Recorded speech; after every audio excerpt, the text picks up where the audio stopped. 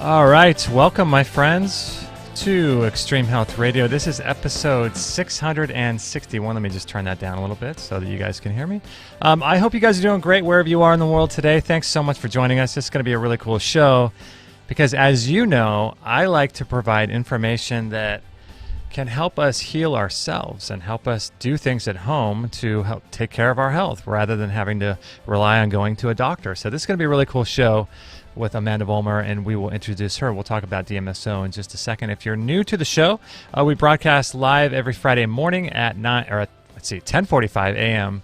Pacific time, and it's just an awesome experience. We're on Facebook, we're on YouTube, we're on Twitter, I think, live. So lots of different platforms live, as long as they don't delete our account, that is. So if you guys want to subscribe to our show on the other days, the other 6 days of the week on iTunes and Stitcher and Spotify, we release our best of episodes. So this is episode 661 of Extreme Health Radio. So we will put everything at extremehealthradio.com/661, everything we talk about today. Sponsors, links to books, links to references, websites, all that kind of good stuff we'll make available there.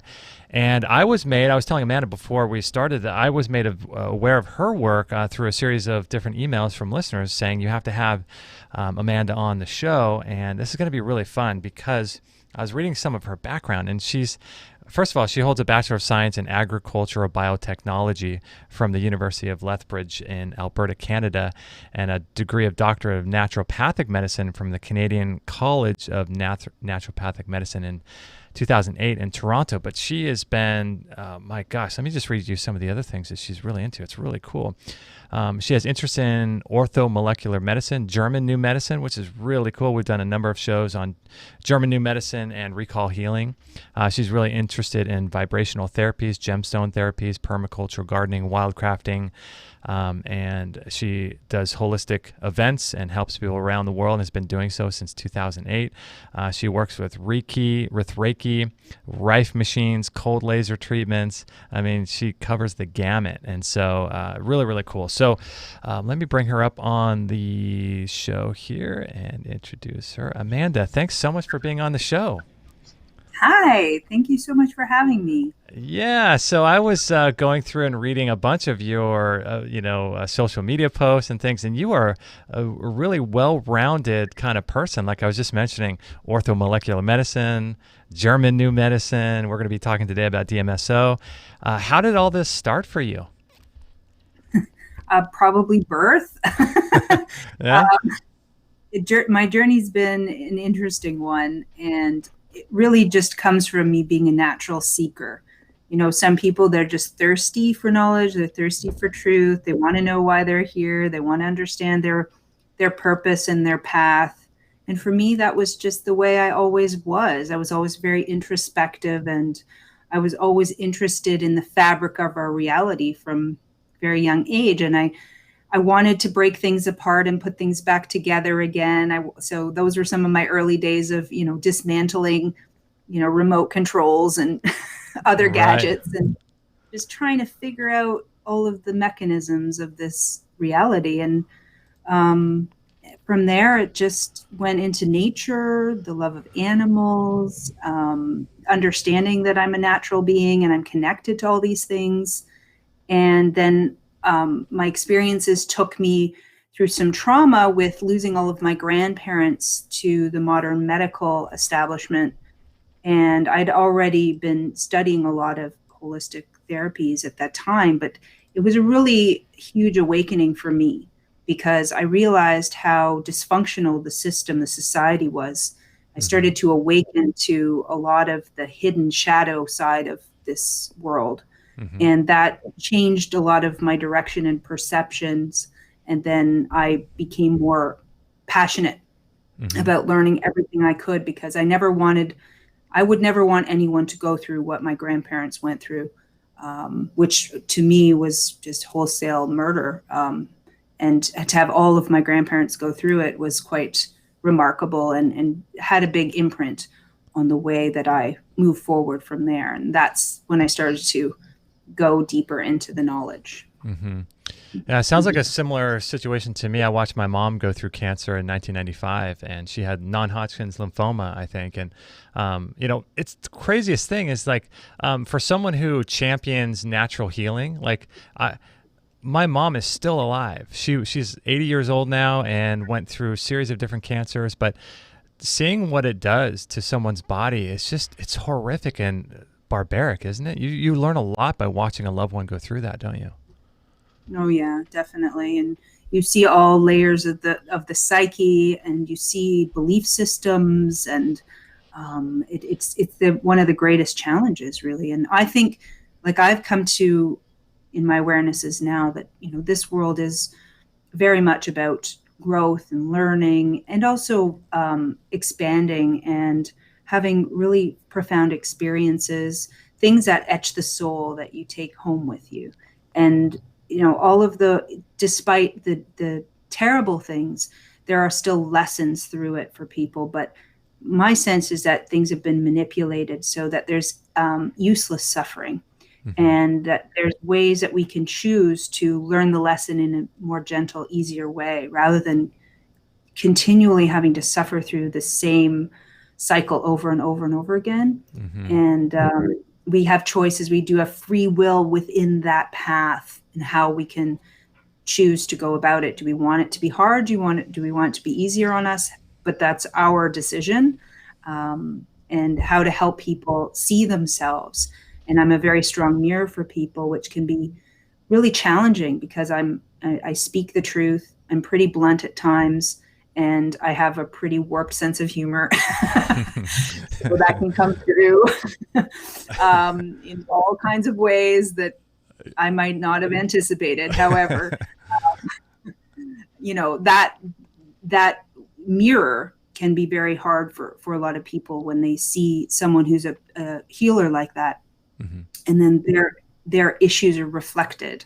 So it's as empathic and sensitive as I am, that's something I've had to grow through, and I've had to transform through, and I've had to accept about myself, and then use it as empowerment, use it as a tool rather than something that I feel debilitated by, because I see a lot of young empaths and healers go through similar things, not understanding why people respond or react to them the way that they do.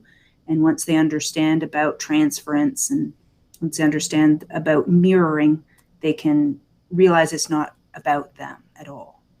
So what do you mean about transference and mirroring and not allowing someone's energy to sort of bring you down? What is that about?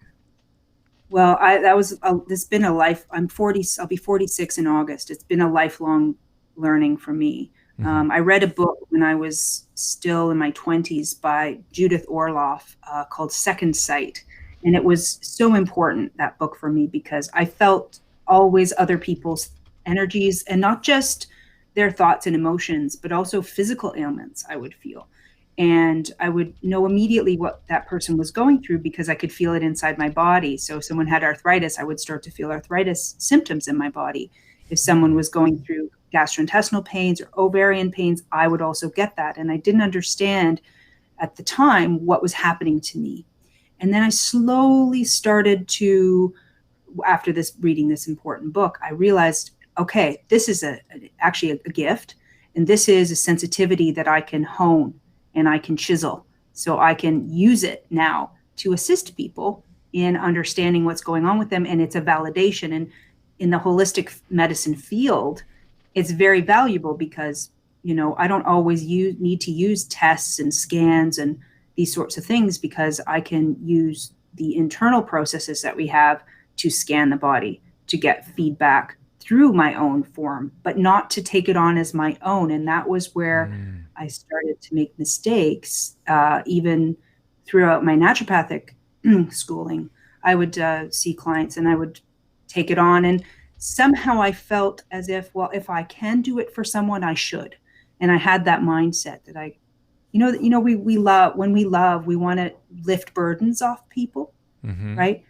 Sometimes those burdens are what their soul called for, so that they actually can become the butterfly from, being in the cocoon, right? And it's there. You don't want to take the lesson part away from the healing journey. And that was what I realized I was doing too much. And what I was doing is making karma for myself. And I was going through all these kinds of struggles because I was actually affecting their direction too much. And so that, again, it took a lot of experiences to realize those things, and study of psychology. And that's why I use the terms transference, because transference is when somebody has an emotional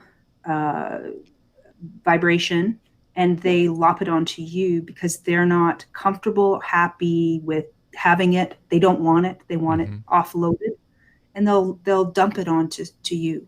And that's called transference. So, when you maybe have a disagreement with someone, and after you feel kind of icky, you feel not right, and you'll have maybe an emotion that you can't pinpoint.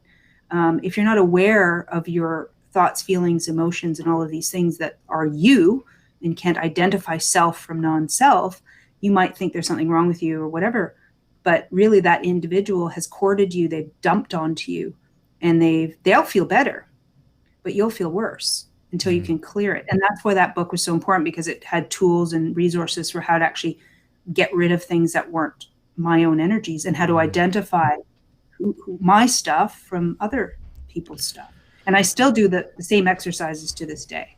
Wow, very valuable. It's so fascinating because there's so much here. I mean, gosh, if I could talk with you all day about this kind of stuff. It's because one of the things before we get into DMSO that I just find fascinating too, it's something that I have struggled with, and I think we all do, is how do we help someone but not become the victim in the process? Like how do we hold a space for someone to be able to offer them exactly what they need so that their journey is met, right? Like so that they grow, but then we're not affected in the process. And that's, I would imagine as a practitioner on your end, that's the delicate balance and dance that you're constantly dealing with. And the closer someone is to you, the harder that is, right? Like if it's a mom or a dad or something versus just someone you don't know, that's a delicate dance, right? Definitely. And boundaries and desires for what you want for that person, and all your little ego needs come into play when it's something really near and dear to you. So that's why even in any health profession, we are trained to obviously ethics and all those things are part of it, but as well how to separate yourself from that and not get too involved, to the point where I think the modern medical establishment is taking that too far, where they have zero empathy. They're just cold-hearted and completely cut off from the care and well-being of that individual. But then it comes down to, is it me personally that's trying to help this individual? Or is it me trying to help them hear themselves, see themselves, love themselves, take on the challenges, and feel empowered, feel inspired? The most I've ever helped anyone is to inspire them, honestly. And I think that's why there's a huge industry of positive speakers and inspiring speakers, right? Because when you feel inspired, then it's your own spark, it's your own light that comes and takes over, and your own inner direction, your own higher self, and your guides and your angels and all that, they start to take the reins for you and help you through that, rather than becoming codependent on somebody else to say, tell me what to do, tell me what to take, right? And that's again, the modern medical establishment says, just do as I say, and definitely don't do as I do. No.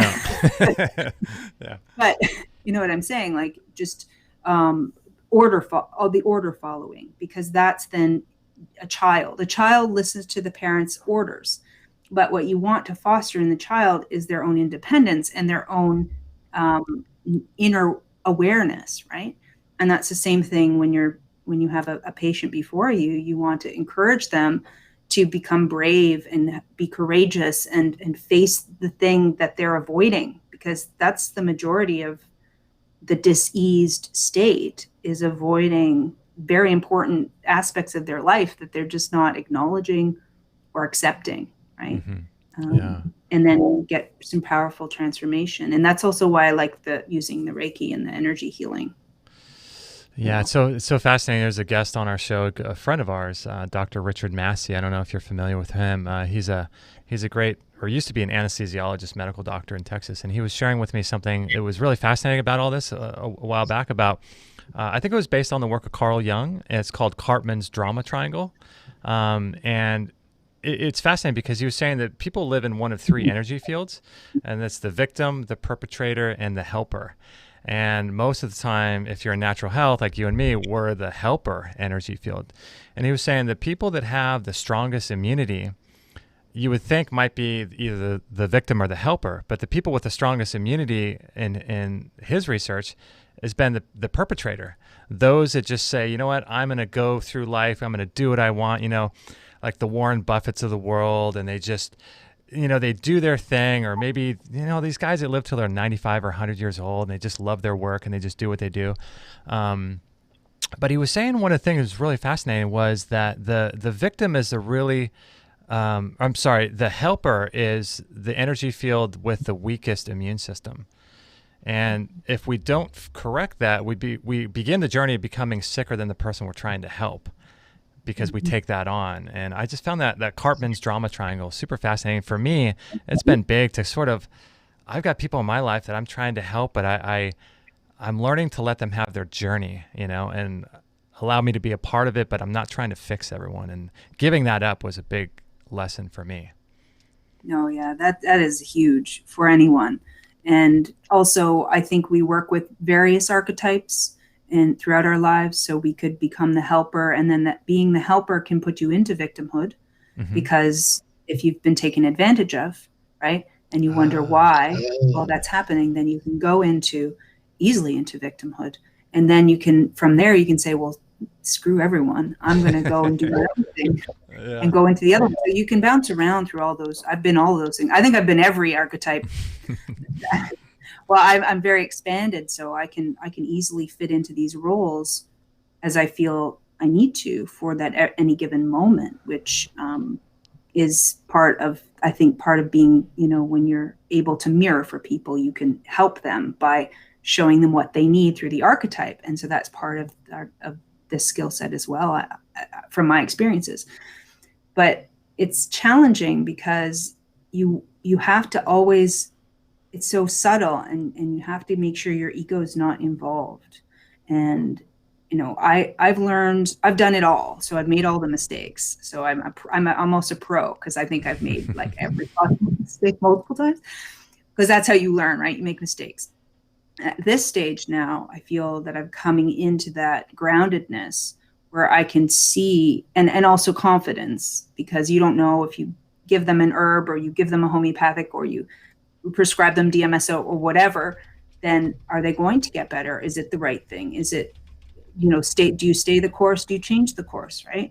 And over time now, I realize that to trust oneself, and that produces huge results. And so it's a fascinating, healing is fascinating, and it's not like a cookie cutter sort of thing, like go and take a pill and take that and then you're good, right? It's different for every time for different individuals.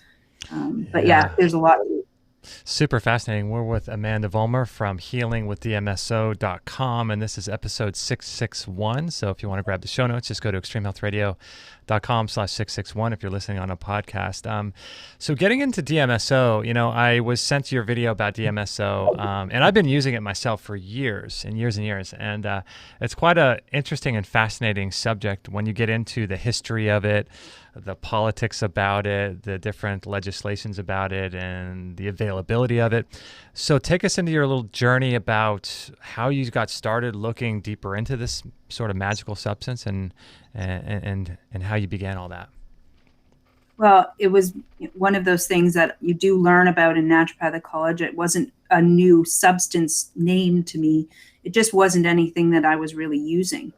And because I hadn't really seen it on the shelves, because it's so restricted, it just wasn't in my purview. And then I found it at a health food store, and I thought, oh yeah, I'm making all these natural remedies now. I was at that point, I had started my business, it's now called Yum Naturals, but it was Yummy Mummy Emporium. And I love formulating, I love chemistry, I have a lot of science background, and I found a new love in creating all these different formulations. And when I saw it, I thought, I wonder how this could play into what I'm making. And I'll just pick it up. And then I noticed a while, I put it on my shelf to sell it. I didn't even use it myself.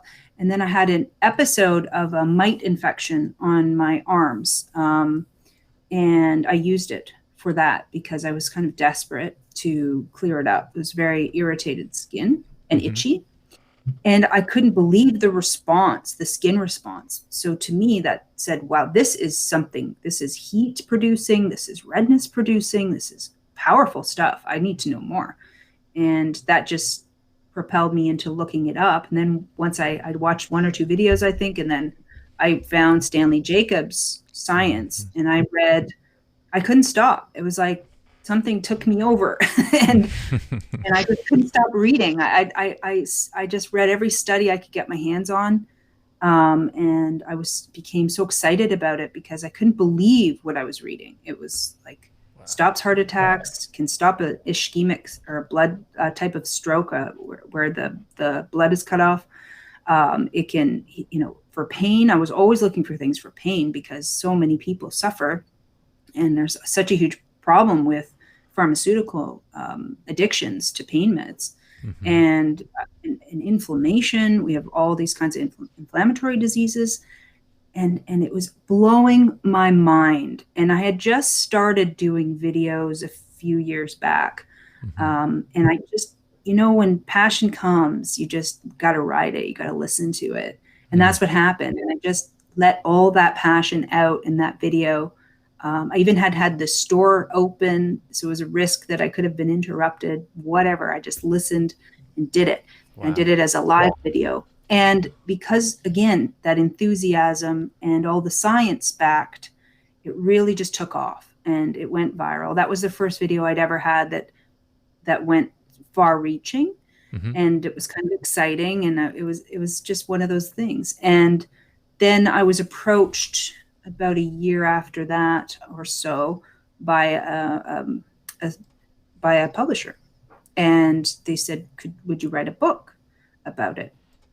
And it felt right. It felt right to do it.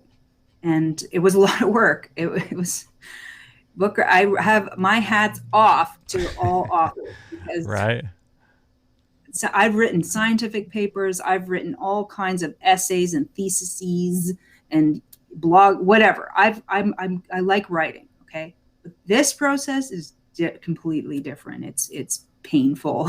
Oh man. But I'm glad. Yeah, it was pretty brutal, and I lost all last summer doing it. Oh wow! So I was writing through the nicest part of. We have a very short summer here in Canada, so I lost the summer. I was writing all through the winter, all through Christmas, everything, and I came out of it sort of like, what just happened to me? Almost like through school. When I went through school, like, where did my friends go? Where did my life go? Yeah, that's so funny. But it was a journey. Yeah. No, it's so interesting. So let's talk a little bit about what it is, where it comes from, and different applications and things, and maybe some of your history with it. I'm surprised that so many people don't know what DMSO is. A lot of people have never even heard about it. I first learned about it in 2004, 2005, kind of in that area. But let's talk a little bit about where does it come from and what is it to start with? Yeah. It is amazing, really, that so few know. And that was the other part of it I was so surprised because my research completed. Like usually on a topic, you could go on and on and on and on, and you'll never read all the information. But with DMSO, you actually can read all the information. And I was like, wow, that's kind of like a PhD, because PhD basically have to research everything that exists and come up with your own theories, right? And when I started to figure it out, use it, experiment with it, I found all kinds of incredible properties with it. And first of all, it's actually a waste product from the pulp and paper industry because it comes it's from trees. It's a tree extract. And really what it is it's the strength of the tree. And when you're making pulp, you have to weaken the tissues, and you need to wash away that sulfur-based compound, dimethyl sulfoxide. and you need to get it out of there. And it's basically their waste product. They use something called white liquor, which are two different chemical compounds, to wash it away. And then other companies buy it and purify it to different variations, depending on what the use is going to be. It's used in all kinds of industry. It is a perfect solvent, which means almost everything and anything, either oil-based or water-based, has some level of saturation inside of the solution, which gives it a lot of variation for usage, especially in the laboratory, chemical industry, all kinds of manufacturing can use this because it's an excellent carrier and it doesn't alter the substance that it's paired with. It either will make a synergy with it, or for an example, like what Stanley Jacob found, is that it was cryopreserving, meaning it preserved the cells even under, freezing conditions, because he was using cellular cultures to, about organ transplants and preserving all kinds of tissue samples, under cold conditions. So if you can so they were using alcohol, they were using different substances to try to preserve the tissue, but it would never come back fully. But with DMSO, it comes back fully. And that's very rare, very rare. There's no other substance that works like that we've ever found.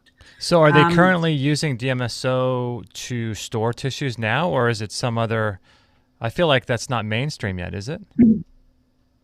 If you're in the laboratory sciences, you know about DMSO. It's used in all organ transplants and these sorts of things, yes. Interesting. It's just a common knowledge, because the thing is, you can use it's bacteriostatic, it's antifungal, it has all of these very valuable properties, pain killing, like I mentioned, anti-inflammatory. So if you were to say in the pharmaceutical industry, you would substitute that out, you would get rid of a lot of their drugs or uses for any of those drugs. You would not need those things. And so that's why what happened with the whole story is the FDA started to step in. And the FDA is actually not an independent organization. It's private, and it is owned and operated and basically lobbied through the pharmaceutical industry. So they are basically an arm of the pharmaceutical industry, and they're there to protect the pharmaceutical interests. They're not about health and safety and all of these things. They come across like that. They come forward as if they are, but that's not their prima facie goal. Their primary goal is to protect the pharmaceutical establishment. And that's it. So a lot of people go, well, why would the FDA, ban it? And why would they do this and whatever? When there was nothing that is so safe, there was nothing that would say that's so dangerous. But the issue was they used the thalidomide disaster.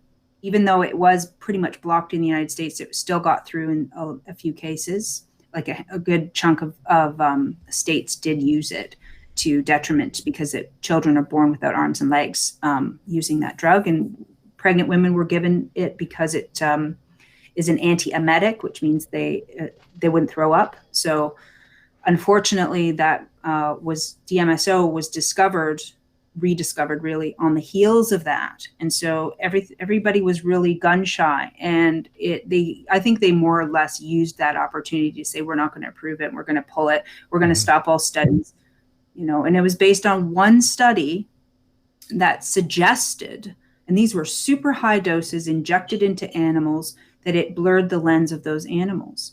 But what they didn't say is after the end of the experiment, about 60% of those animals, the lens completely recovered, and the rest, it improved.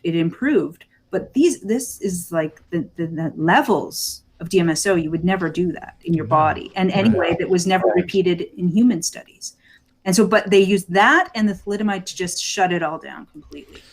So yeah, it's interesting. When I was first learning about it, there's all this controversy about whether or not they're going to allow it in health food stores, and now it's sort of more widespread. And I wonder if it's kind of if it's kind of like they're letting it out, but they're kind of suppressing information about it out. You know what I mean? Like, so I'm wondering if there's a suppression campaign going on about what it can do.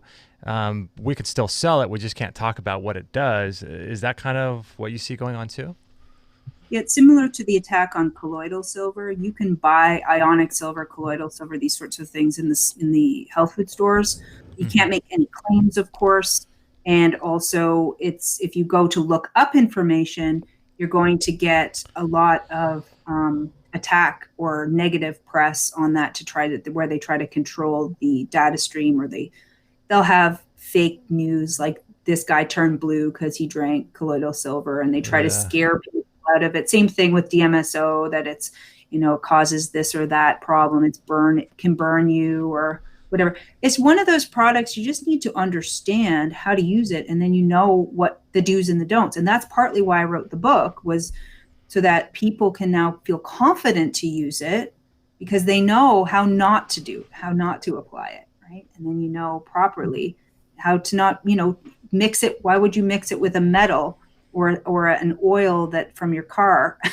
Because that can take it into the skin. It's completely transdermal, which is one of its most fascinating properties. Right. So the knowledge now gives the confidence. I have a lot of people saying, oh, I read your book and now I feel comfortable and confident to make my own blends and use it. And thank you for that. So it worked out well. So it's interesting because it's such a powerful substance in and of itself. But what's so cool is, like you mentioned, how it's kind of like a solvent, right? So it helps drive medicinal compounds that you use transdermally even deeper into the tissues. Like I've used it, many people say you don't need to use it with like transdermal magnesium sprays, because that'll penetrate just by itself. But I use it anyway with that. And I've used it with, I think I did some olive leaf extract. Like I emptied some capsules on my chest, rubbed it in with DMSO. I mean, talk about powerful substance. So how far into the tissues does DMSO penetrate? Does it go all the way through? Like, what's the depth, or what are some ways you can use it transdermally with other compounds, do you think?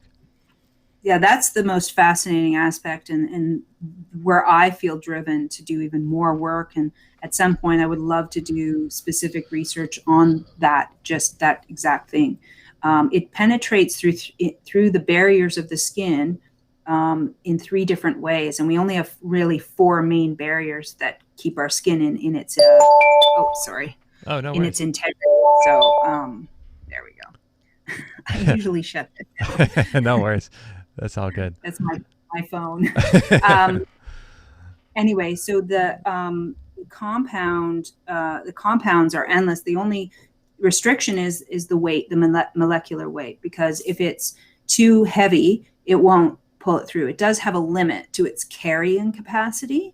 It's like you've got so much luggage you can carry before you got to put it down. It's like that.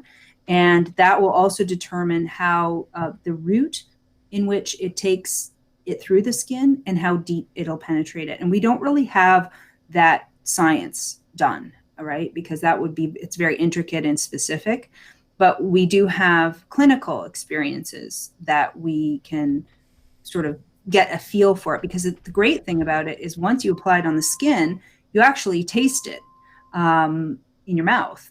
You put it on your arm and you can taste it in your mouth, which means immediately it's being uptake by the nervous system and into the bloodstream. So it does penetrate through 3 different layers right in, which is fascinating.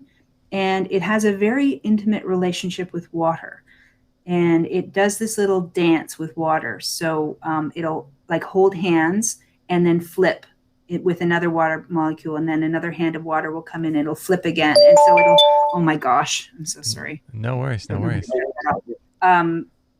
So it's quite an amazing substance when you can have such a fine relationship with another powerful substance, which is water.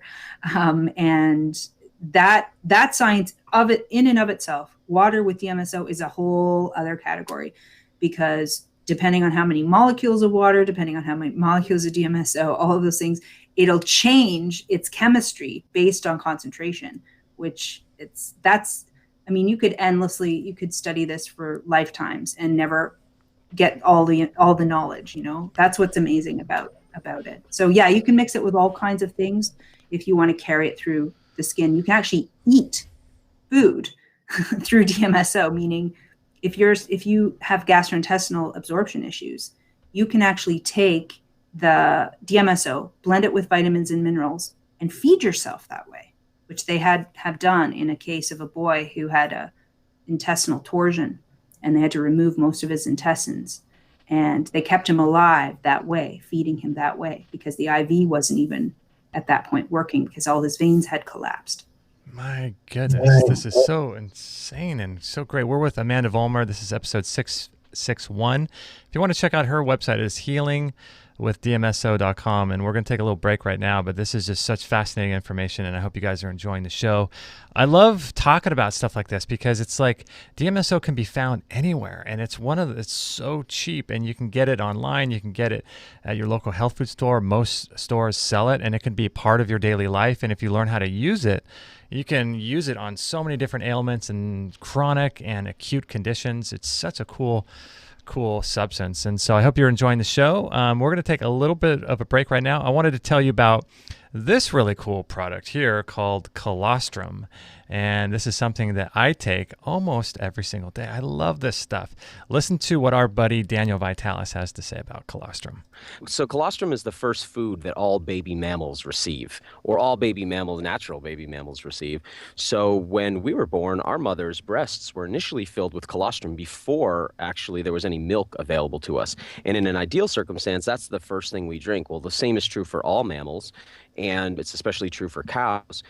One of the interesting things about bovine colostrum, cow colostrum, is that it has a really unique impact on human health. This has been studied for a really long time. There are literally thousands of studies in the scientific literature showing the effects of bovine colostrum on human health, on human immunity, on restoring the gut lumen, the gut tract, repairing damage to the gut, and helping to restore health after things like IBS or Crohn's or diverticulitis or any of the sort of inflammatory bowel diseases. And it does this through a number of actions, but primarily through the fact that it contains all of the known mammalian growth factors. And these proteins that we call growth factors initiate growth in tissue throughout the body. And each type of tissue in our body has a specific growth factor. Well, they're all found in colostrum. This stuff is, I'm telling you guys, this stuff is just so great. So what I love about this kind of colostrum from Surthrival, which you can get at biocharge.me right now, is that it comes in different forms. So you can get it in pill form, but we like to take the powder form. We just bought another container of it yesterday because I wanted to tell you guys there is a once a year sale that they do on this, and it is, I think, like 20% off or something like that. It's really great. And let me see here, get all the notes for you on that and the coupon code you can use. On the 6 ounce, you can save $10. On the 1 kilo, you can save $35. On the 2 kilo, which is what we bought, you can save $60. And the capsules, you can save $6. And the coupon code is going to go until July 3rd, 2020, so in about a couple weeks, and it is We Are Immune. So if you're watching on YouTube, if you're watching on Facebook right now, there should be links down below, but make sure to click over from our site and then use the coupon code We Are, the letter R, Immune. We Are Immune through July 3rd, 2020 for some colostrum. And something else I want to tell you guys really quickly about too was this relaxed far infrared sauna. Now, I don't know if you guys do sauna therapy, but sauna therapy has been used for thousands of years. I do it probably about 4 days a week now, 5 days a week. We recently had twin boys. We have 2-year-old twin boys. And so now I can't do it as much. Oddly enough, I can't get into my sauna as much as I would love to. I was doing it like 6 days a week. It's such a great healing tool. And from an Ayurvedic perspective, it's always better to not heat your head. And so what's cool about this is that it's a personal sauna. And you can break it down in a matter of minutes. You can loan it to a friend. You can put it underneath your bed. And what I like to do is sit in there and watch documentaries and learn about things that aren't taught on the mainstream media. And so what's cool about these things is that there's very, very low EMF. You don't have to break down a wall, and you can sweat out toxins and poisons and all kinds of environmental compounds that we store in our fat tissues. And here is my biological dentist, Dr. Stuart Nunley in Marble Falls, Texas. If you're looking for a biological dentist, this guy is your guy. I love him so much. He's at healthysmilesforlife.com. But here's what he had to say about detoxing mercury through sauna therapy.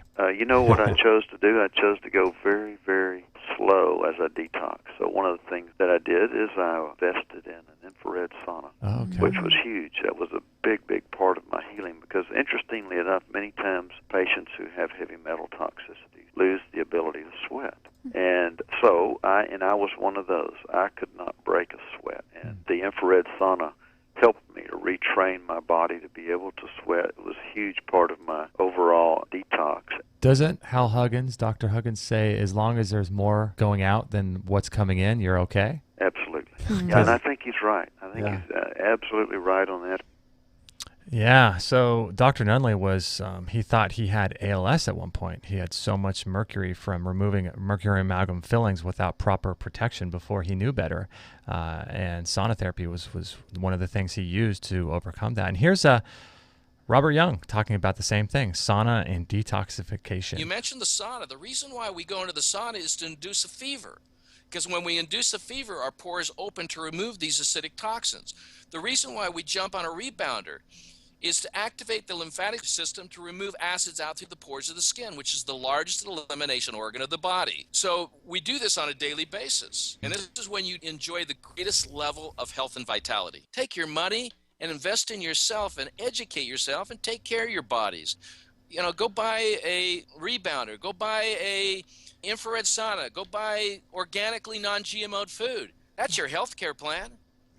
Yeah, you know what? In healthcare, it doesn't come from a vaccine, doesn't come from getting shot up with the COVID-19 vaccine they want to give you. Healthcare comes from your lifestyle, your environment, how you think, how you move, what you're doing in your life. Taking care of yourself is so important. And I recommend everyone to buy some of these tools, bring them home, turn your home into like a healing environment so that you can use Dmso, you can use saunas, you can use these types of different healing modalities in your own home, and you can do it all on your own terms, and you can take care of yourself. And this is so, so important. And so this is why we love, promoting products that we use and products that we love.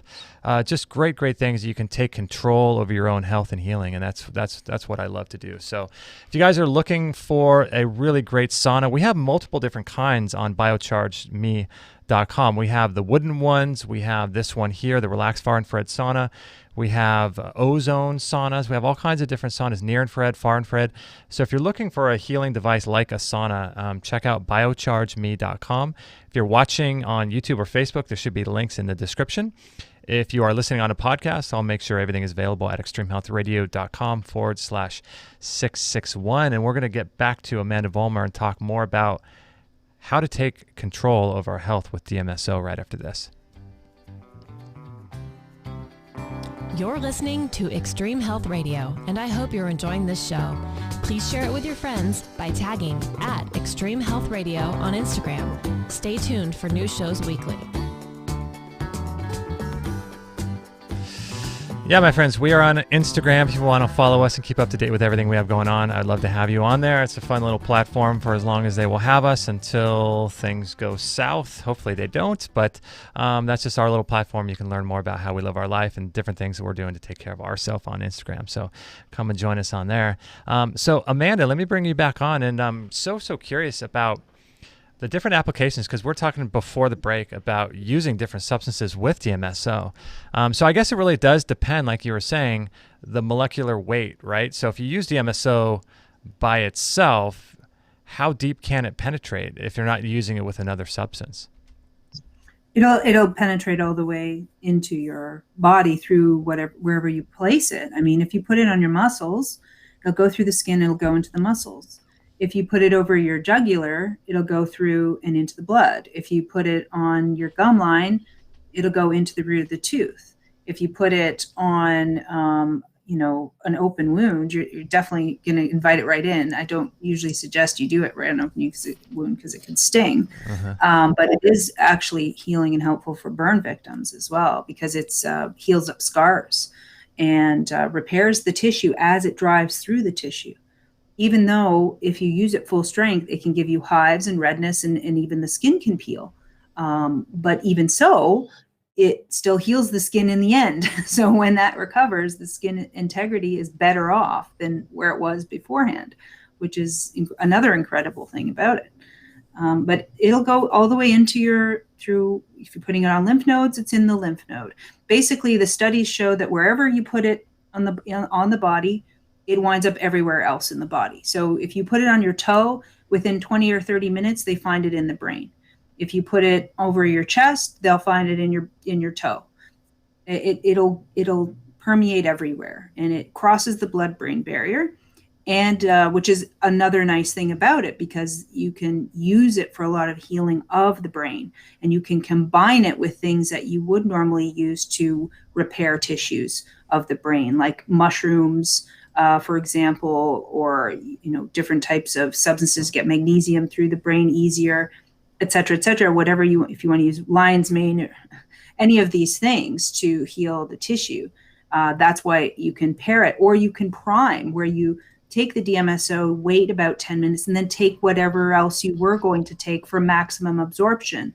In my book, I have lots of recipes and protocols. One of the protocols is using DMSO with vitamin C to maximize the absorption, where you take DMSO, wait 10 minutes, and then you take your vitamin C afterward, right?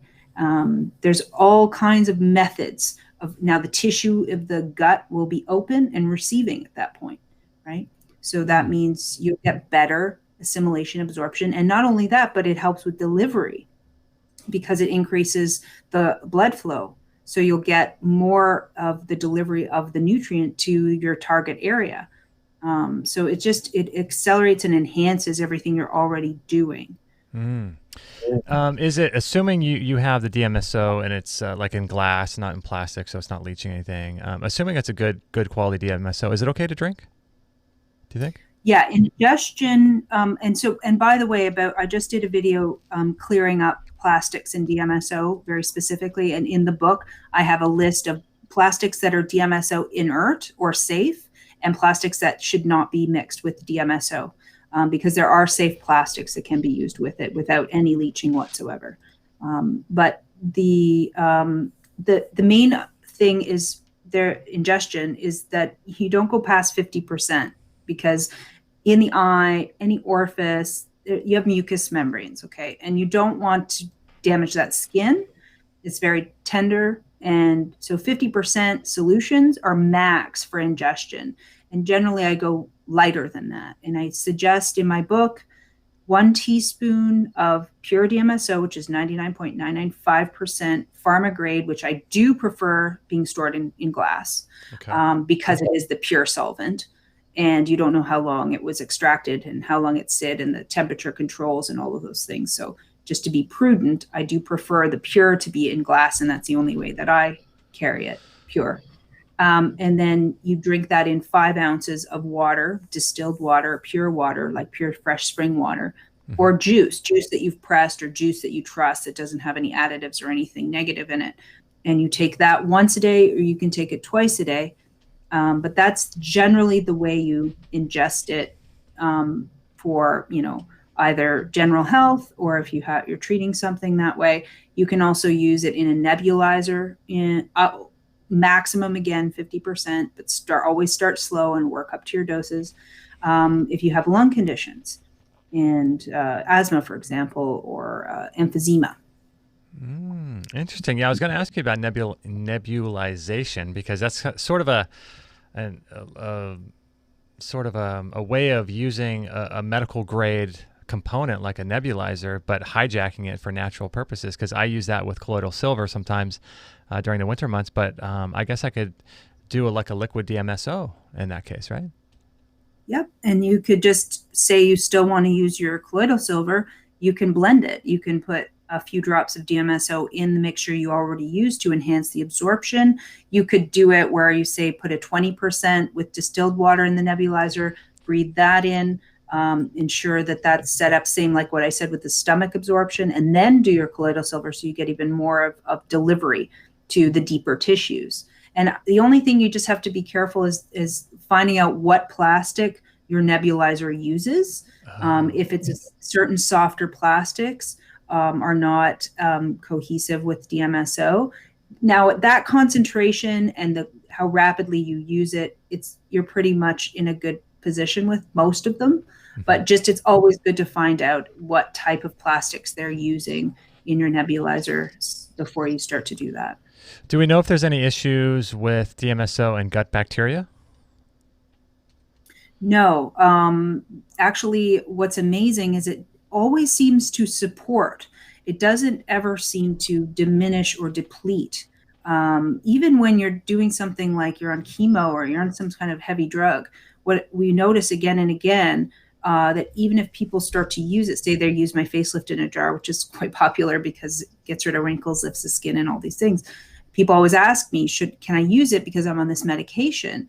And I say, well, always do a spot test, see how you respond, and then start to use the product and go look up the side effects of your drug if it gets into an overdose state, and then pay attention. So if you're taking hypertension medication and in an overdose state, you start to feel like, woozy, then you're probably over medicating because you're actually getting more delivery of the drug. Now, using a 25% just on your skin once a day is probably unlikely that you're going to really notice that.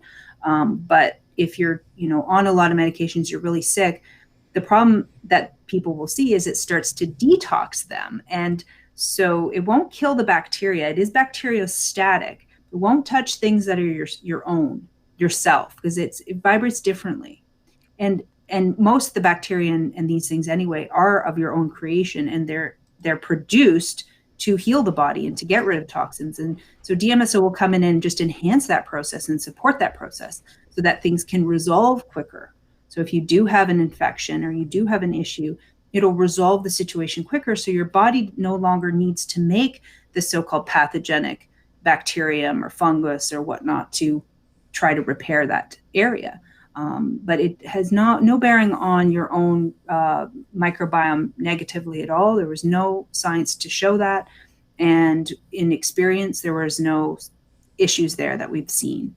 But just be careful when you're on medications. That's sort of, where you have to temper it. And then you have to think about, well, you want to heal. So why are you taking something that's suppressing an action of the body? What are symptoms? Symptoms are the body trying to heal itself, and you're just suppressing the body trying to heal itself. So think about when you're trying to use substances, why? What are you using it for? Are you trying to heal and repair the body? Well, then you have to start to come off the drugs because they're two diametrically opposed actions. You're either going to help the body express the toxins and release those things, like just what you're saying about the sauna, right? You're trying to detox, you're trying to get things removed that are unwanted by the body. So you have to stop poisoning the body, and you have to help the mechanisms work properly again. That's health, rather than just suppressing, like putting the Band-Aid over the engine, check engine light on your car kind of thing. Yeah. You're only going to get too far with that, right? Mm-hmm. So awesome. Amandha Vollmer's with us. healingwithdmso.com is her website. This is episode 661. We got a lot of interesting questions in the chat. Amanda, do you want to kind of jump around a little bit and take some questions there? Okay, yep, cool. No problem. Okay, so the first one is pretty interesting. Here we have one from Big Fat Mama. I love the name. Is there any connection with MSM and Dmso? I'm sure you know the answer to this one already. Is Amanda familiar with Stephanie Seneff's work and her theory with red blood cells using sulfur to propel itself better using the sulfur charge and structured water? Good question. Well, there's a lot of questions to unpack in there. Yeah, I know, right? Yes, so MSM is derived from Dmso. They're buddies. They have different chemical properties, and MSM is a crystalline solid, while Dmso is in its natural state is a liquid. And there are protocols, actually protocols in my book, where you can combine MSM with Dmso together. And as a cancer protocol, for example, a lot of the more controversial protocols were removed by my publisher. However, I'm going to publish privately some of the more, that type of information that a lot of the lawyers didn't like. I could see why. Yeah, and one of them is the cancer treatment using that protocol specifically. Seneff's work is quite interesting. we are electrochemical, we are electromagnetic beings, and everything is run that way. Like, why do we even eat food? Why do we eat any of that? Why do we put anything in our bodies at all? It's because it gets right down to electricity and the running of the cells and the communication systems inside the body. And yeah, sulfur adds that value to the cellular communication network. Not only that, it enhances the structural integrity of the tissues themselves. There are 4 different amino acids that are sulfur containing, 2 that are essential and 2 that are non-essential. And we need it to get it from our food source or from external sources. And it will help the cells hold hands together and become more structured, like I was alluding to before about the structure of the tree, right?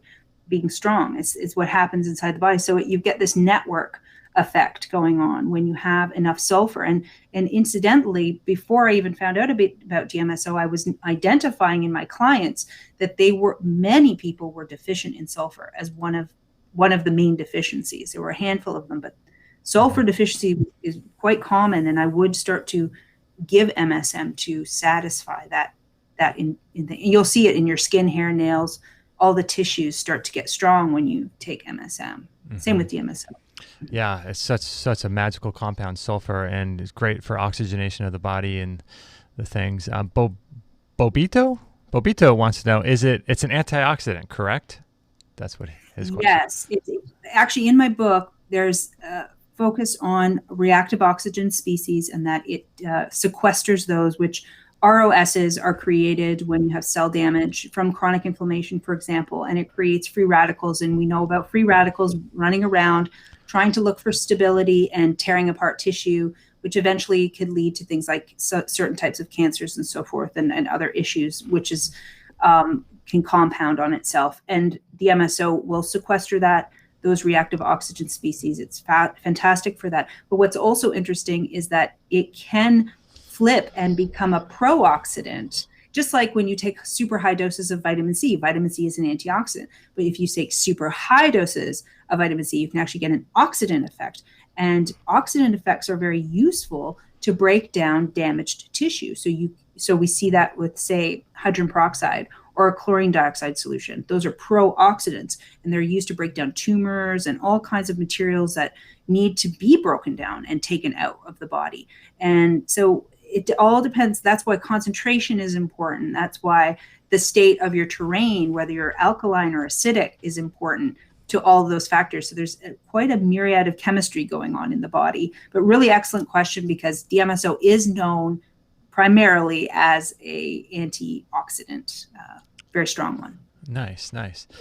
Yeah, so what we're going to be doing, guys, is taking questions from our YouTube account, because otherwise it's kind of too difficult to go back and forth, because we're broadcasting live on 2 Facebook pages and a Twitter page, and so it's just a little bit difficult for me to manage all those. So if you're listening right now and want to ask Amanda a question, come over to our YouTube channel, and there should be a link. If you're watching on Facebook, there should be a link down in the description for our YouTube channel. So come and join us over there, and we'll take some questions. And if you can type them in all caps, that would be super helpful. That way I can make sure not to miss any. I'm sure I missed some before this, but there's another question here. I have my own thoughts about a keloid scar, but this person wants to know, is DMSO going to help with a keloid scar? Absolutely. Again, so what happens with keloids, it's like a runaway scar tissue production. It's not fulfilling its loop to tell the body we're good, we're done, we've closed the wound, we've healed it. It just keeps producing and producing and producing. And DMSO is great in the sense that it will open the door for you to use other substances to control the keloid. So for example, I use things like homeopathic thios, and that particular remedy, it's a very long convoluted name. That particular remedy actually slows the rapidity of scar tissue formation that you get in a keloid. You can take it orally, of course, but you can also dilute it in distilled water and blend it with DMSO, or apply the DMSO first and then apply the second solution over top, and it'll slow down that continuation. As well, there's a technique in acupuncture where you actually do homeoacupuncture. you dip the needles in the homeopathic substance. And if you did that with DMSO, it would be ever more powerful.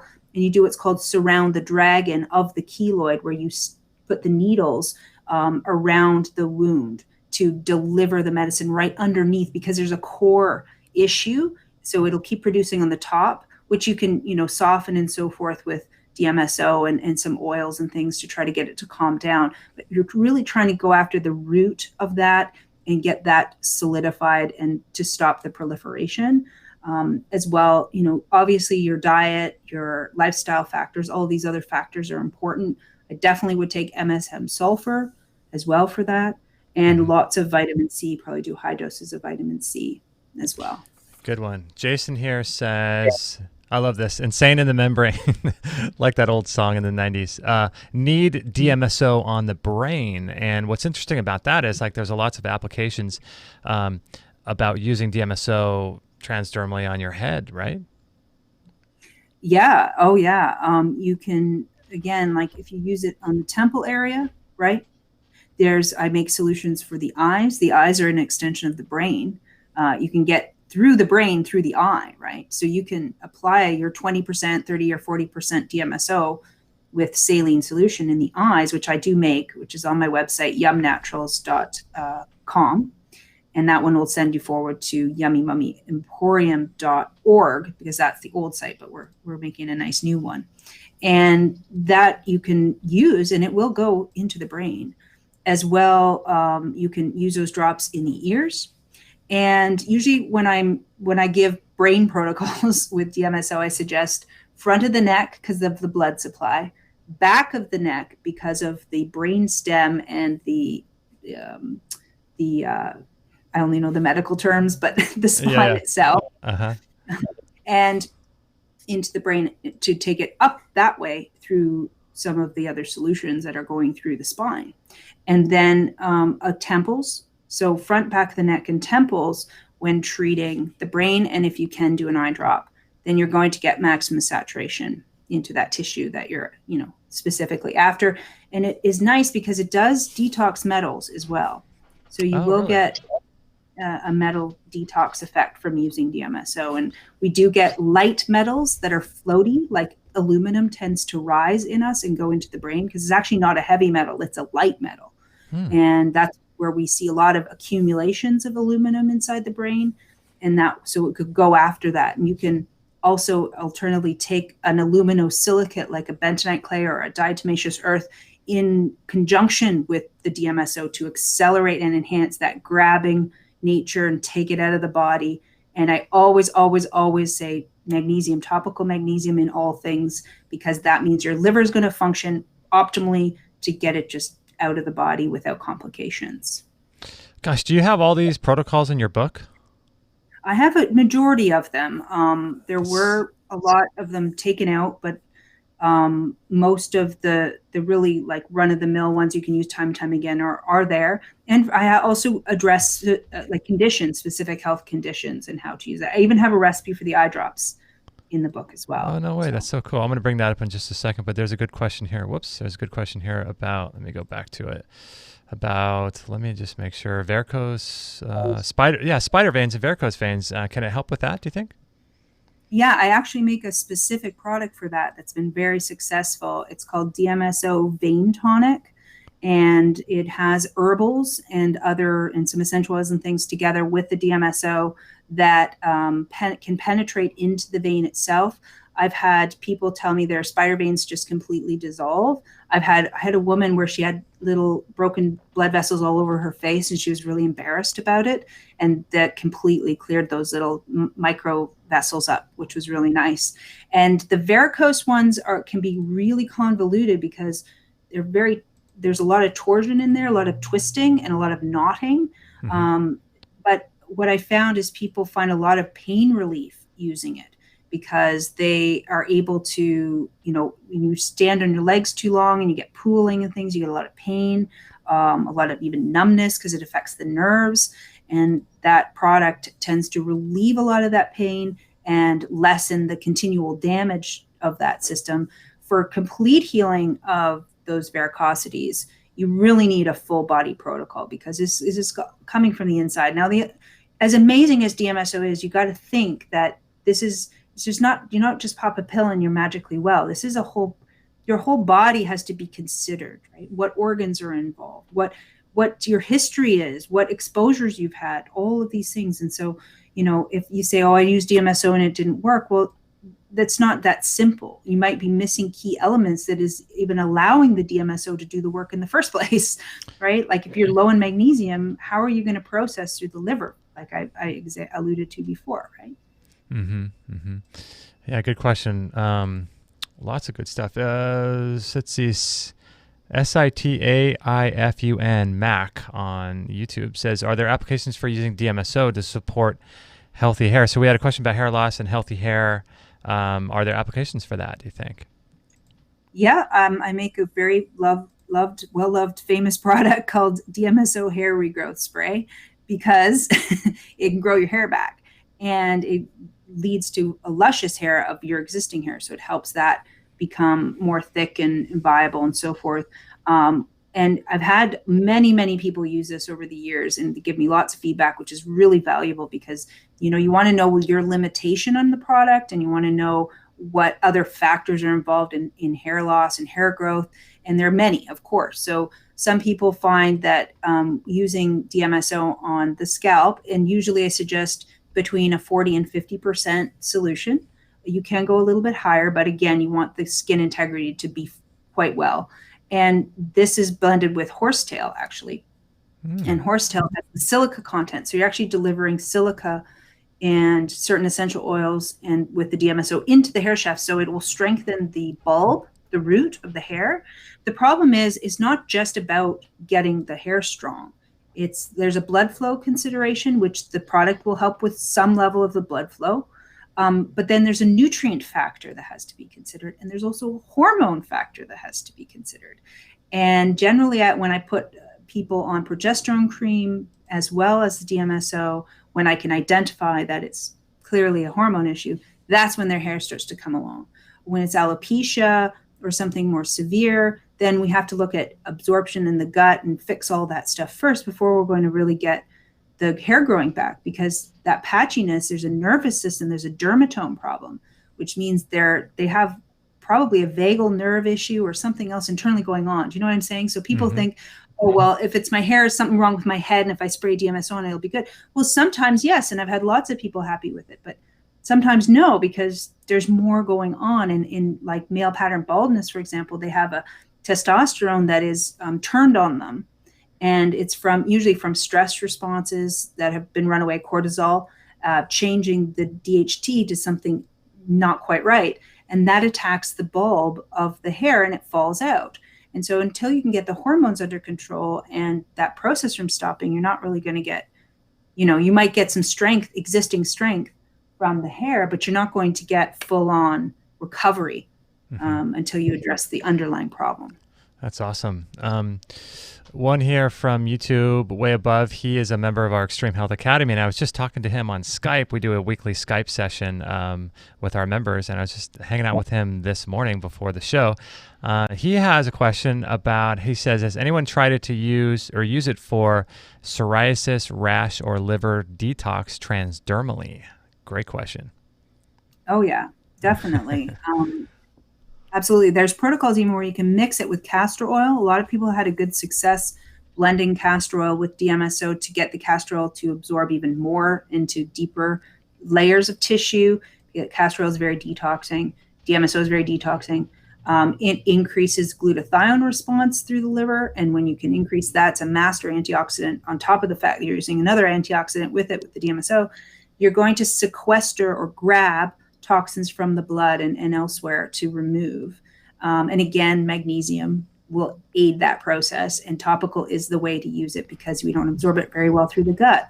Yeah. And so using that topically for internal processes, like I actually make a cream called a cream and a lotion, Dandelion Lotion. And it's not just dandelion, but it has all the liver supporting herbs in it so that you can actually detox your liver using a lotion, where you put it on over the liver area or over any part of the body, because again, it'll go where it goes, and so it's like a gentle daily detox. Yeah, that's the cream. I just made a fresh batch this morning. Nice. And the lotion is equally popular because it has all these herbs. And yeah, so of course you absolutely, that's the thing that just blows my mind, that we don't have. When I go search for, where are these where is this stuff? I know it's nowhere. Yeah, it's nowhere. I'm like, well, I guess I have to make it. I guess I have to invent it. I'm the only person that I know, other than a couple of eye drops, that is doing this type of thing, doing these blends. Well, it's so fascinating because we've talked to so many different people on the show, and there's so many healing options out there that people just don't think about. You're probably familiar with, I think, Dr. Jonathan Wright up in Seattle, Washington, and he was talking about using the crown of thorns, which it's basically bee venom therapy, and we've done a number of shows on that, and applying the venom from bees directly to an area on your body that you want to promote healing.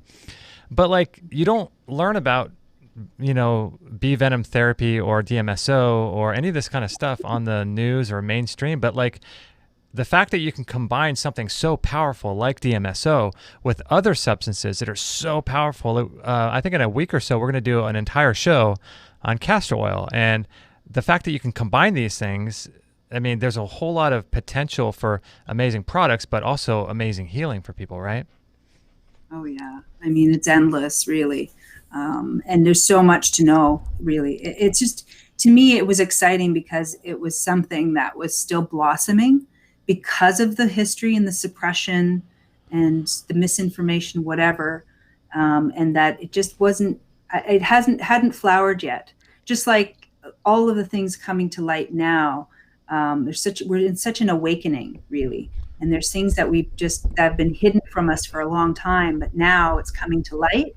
And it's no different with DMSO. We're just seeing that we missed out on a lot with this substance. And we have also a lot of science that's showing that it does deliver things deep into the tissues. So, if the medical establishment were freed up from the deep control of its pharmaceutical cartel, then they would be free to even in their suppressive ideologies, which I don't condone, but even in their world, they could still bring in DMSO in like cancer therapies, because they could mix it with chemo and they could drop down the amount of chemo, which is a poison, that they're giving the patient, so that they don't have as many side effects of that treatment, so that they have a greater likelihood of not getting secondary cancers from the chemo, not dying from the treatment itself, right? They could be employing it with the medicines they're already using to lessen the amount of drugs that they're giving the patient. But see, that's not the goal of that industry. The goal is more, give them more drugs, sell them more product, right? It's become it's a business model. It's not about healthcare, right? So if we can recapture that, if it's possible, then we could start to get more integrative with the medicine and start to gently move over into this understanding, because I think that's the only way we're going to really transform. Either that whole system falls, or it has to be a nice gradual transformation into this awareness. Otherwise, it's just going to be the same cartel saying, no, we hate it because it's a competition, right? Yeah, I hear you. Now, we've got a lot more questions. We'll take a few more. We'll try to go rapid fire on some of these so that you aren't spending all day with us. But one quick question before we get to more listener questions. It has been used as a traditional cancer therapy in places around the world, not in the USA, of course. But they use it through IV, right? And how does this work? And what is it doing when you use it in an IV fashion? Well, you're getting really direction, right? Because you're now, so once the DMSO goes through the skin, it's being used as it goes. So as it goes, it's being used through someone at the door here. Oh, sorry. So it's being utilized all the way through. And so by the time you get to say what you're after, you might not have the concentration and the depth that you really want, right? But if you want to then go bypass that with an injection or an IV or these types of things, then you can get more direct action, more intensive action on that particular, whatever you're trying to do. So and then you can use less of the substance and so forth. So there's all, I remember I bought all the DMSO books. I got my advance from the publisher, and I literally bought every English speaking book I could get my hands on, and one of them was a translation of the German, and it was for doctors, and it was all about different injections, how to do your own injections, all of that stuff, which I had it in the book. They wouldn't let me talk about injections in the book, but it was fascinating because they were having amazing success with severe things like Down syndrome. I mean, to turn around Down syndrome, like that's genetic now we're talking. Like that's big, right? And Stanley Jacob had a lot of success treating Downs, and just through ingesting it, not even injection. Different applications for animals, because actually a lot of people who have pets and horses and things, they know they've been using DMSO in the race horses, sports medicine, they've been using DMSO. They have their little secrets, their little pockets of it, right? So they already know about that. Micro injections, these kinds of things. It can transform skincare, can transform the aging community. I mean, it's imagine you go for a facial, right? And you get micro just underneath the skin, say a 20% injection of DMSO. I mean, that's your facelift right there. I mean, you don't need incredible. You don't need Botox anymore. You know? My goodness, it's just so incredible the amount of uses. John wants to know, he has asthma. We can't give medical advice just so everyone knows, but he says he has asthma and he's on blood thinners. Can I nebulize DMSO? Can I use 25% DMSO topically while on blood thinners for back pain? You got to be really super careful with that, because there's an additive effect, because DMSO thins the blood as well. And so they both do that, and you don't want to blend similar actions together like that. So I recommend, if you want to say use an alternative to a blood thinner, like if you want to use DMSO as your blood thinner, then you need to tell your doctor and, ask them to say, I want to start to go incrementally down off the blood thinner, and then you can incrementally go up on the DMSO. But you really shouldn't just throw it in there, because you don't want to go through heavy detox. You don't want to have a clotting issue or any of that stuff. You got to be very aware and go very slow and work with your doctor on getting off that drug in a proper manner, because some you can't just stop. Some you have to go really slow off of it, right? So you have to know. That's why I wrote the book as well, because you got to know. You have to know what you're doing. So don't just throw it here, throw it there. Understand, if you're on a medication, you're in a danger zone already.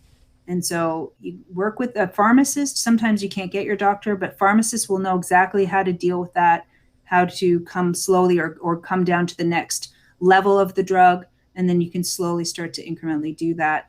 Also with asthma, I would make sure you go see a good chiropractor, because sometimes asthma is not the lung tissue internally itself. It's the spinous processes that innervate the diaphragm and the lungs themselves on the external that causes the asthma problem.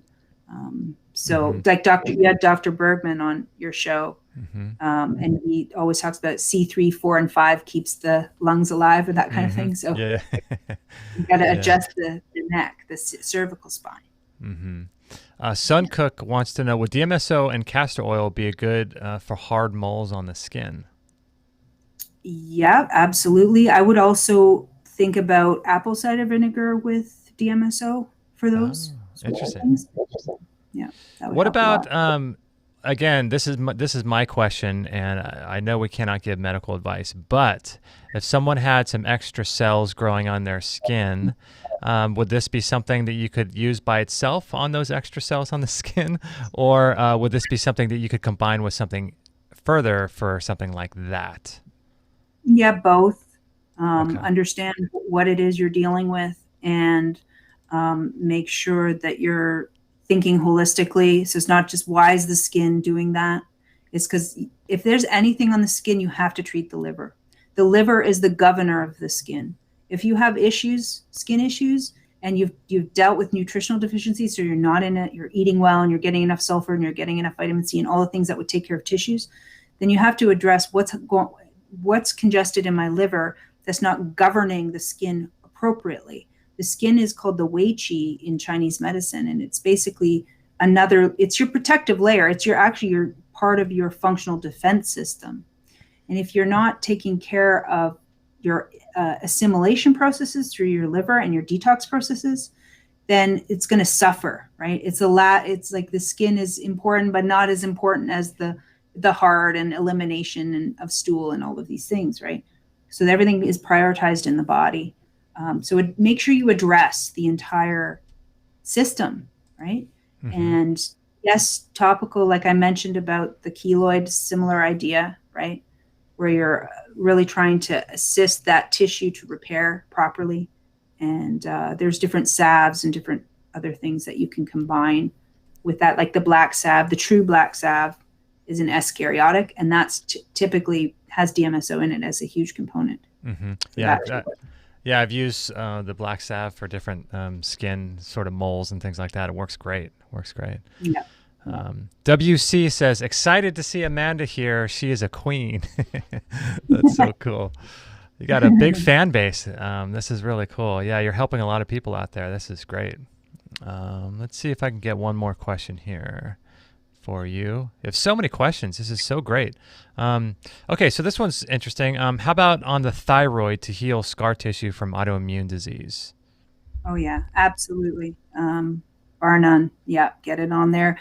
Blend it with iodine if you want to take it through. In my book, I talk about my own thyroid story with Dmso. It was one of my earlier uses of it. What's fascinating is it will determine the toxicity and it will use whatever root needs to come out. So if it's easy for the Dmso to open a little hole and get stuff out, it will do that. If it's easier for it to process and dissolve it through the gastrointestinal system, it'll do that, whatever. But for myself, I had over my thyroid, we have 4 glands. They're parathyroids. They sit on the gland. And I must have had a toxicity. I have my own health issues from being vaccine damaged and that sort of things. And it opened a little port over the parathyroid, and it just started to exude all this material for about a week. Whoa. And I just kept, instead of reacting, saying, oh, I shouldn't do that, that's bad, I went, well, that's good because it's getting rid of something, and actually kept applying it. And then it finished its process, and there was a little red bump there for a little bit, and I just kept using the Dmso, and it completely healed. No scar tissue, couldn't tell at all that happened. Wow. So definitely you want to use it to rehabilitate the gland, to get proper nutrition inside the tissues. Yeah, for those types of things, it's marvelous. Yeah, absolutely. So let me show people your book once again, because you have some cool things here, and I want to give people the option of getting this book. And so what I like to tell people is that, it's through knowledge that fear eradicates. Like there's that famous verse in the Bible that says, I think it says something like, my people perish for a lack of knowledge, and this is how culture and mainstream is able to control people, is through fear and through lack of education. So when you understand there's solutions for things, you're not as fearful. And so this is one of these things that we should all learn about. And I just want to show her book, Healing with Dmso, for those that are interested. It's available on Amazon. You can buy it at healingwithdmso.com. And Amanda, just talk a little bit briefly about what people can find there, and I'll show it on the screen as well. Well, that's a dedicated website to the book for those who just want to purchase one or a few books. And I sign every book, and then there's inscription if you want a specific inscription. It's got a little bit of details of the chapters and what to expect. I also do have it on my website, yummymummyemporium.org or yumnaturals.com, because some people say, well, I want to buy the book, but I also want to buy your facelift in a jar, or your dandelion cream or whatever. So can I buy it together? It's there too. And it's easy to read, which is nice. So it's not going to be like a laborsome book where you're just trying to understand the language. Basically, I wrote it all scientific language, and then they kept saying, okay, now describe what that is. Describe what that is. Describe what that is. So the lingo is there, but also the layman understanding is there. So that's what's exciting about like an easy to read book, but you're still learning because you're getting that knowledge of what these terms are and things and all the science behind it, right? So it's it's very helpful, and I'm really glad that it turned out the way that it did, and I'm glad I did fight the process because I really wanted a scientific geeky book, but I I'm glad I let the publisher talk me into simplifying everything now. Yeah, I hear that. That's so cool. But there's so many things you have on your site, like colloidal silver, essential oils, and these things can all be used in combination with Dmso. So that's so cool. So in your book, you tell people how to do or make some of these recipes and kind of the how-to of a lot of this stuff? Yeah, exactly. Actually, when I researched it, I realized there was no how-to book. I mean, there were books that had protocols for certain conditions, generally so, but there was no real book saying, here's a recipe, here's how to make it, here's the vessel to use, specifics, right? And that's what's unique about the book. It has obviously the history and the details and the safety considerations, and helps you get confident, but then walks through protocols in certain conditions. Not every condition in the world, because again, the publisher wouldn't allow that, but good amount of it where you get the idea of it. And then the recipes, recipes where you can do stuff at home. I have people telling me they made their own face cream, they made their own, elixir, whatever, and they're feeling comfortable with how to begin doing that, and also how to start so that they don't overwhelm their systems, and do things, where you do test patches to make sure, and all these kinds of smart ways. Because you're right, knowledge is power. And once you have that knowledge, now you can start to think through it and say, well, this is common sense. This is how the body works. Body wants to detox. The body wants to, heal itself. That's natural. You cut your finger, your body's going to heal the finger. Same on the inside. You have an issue, the body's going to want to heal it. It's like, I always do the analogy of like a construction site. You have your workers there standing around, but if you don't give them the materials to build the building or fix the road or whatever, nothing's going to get done. Equally, if they have to tear down the old road or tear down the old building to get the new structure, all that waste has to be moved out of the way. The debris has to go, or you have nothing to build on, right? And that's exactly the body's processes. So if you can simplify it in your mind and say, the body has to get rid of waste and all the debris so it can remake tissues, and it needs all the tools and all the elements to do that properly, right? Now you've got healing. And other than that, you've got the blocks, as I call them. So like emotional blocks, mental blocks, other sorts of blocks where you get in your own way. It's like you've got your workers, but they're just, they're depressed, so they're just sitting around, right? Mm-hmm. They're not working. Right. That kind of idea, right? So I notice if people aren't healing when you start to apply these things, then we go deeper and we go, well, where's the block? Where's the block in your mind? Where's the block in your emotional body?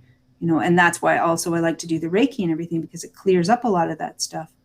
Or do just clear up the meridians, because we're energy beings. We have all these meridians. They've mapped all the acupuncture meridians have been seen visually and mapped. They are real. They're not just hypothetical or some sort of idea. They exist physically in our bodies. Wow. And if those meridians are gummed up or blocked, you're going to have a problem. That's a true block. How are you going to get the materials from A to B if you've got a traffic jam, right? Mm-hmm. So there's all kinds of things to clear that up as well. So but if you understand the basis, then you can take the fundamentals and you can run with them. And then you go, oh, well, there must be a block. I'll clear it up. One final question from me. I use a little vitamin E oil if it kind of burns or stings a little bit, because if you apply too much, as you know, and most people know that have used it, it'll kind of, make your skin a little irritated and itchy and stuff like that.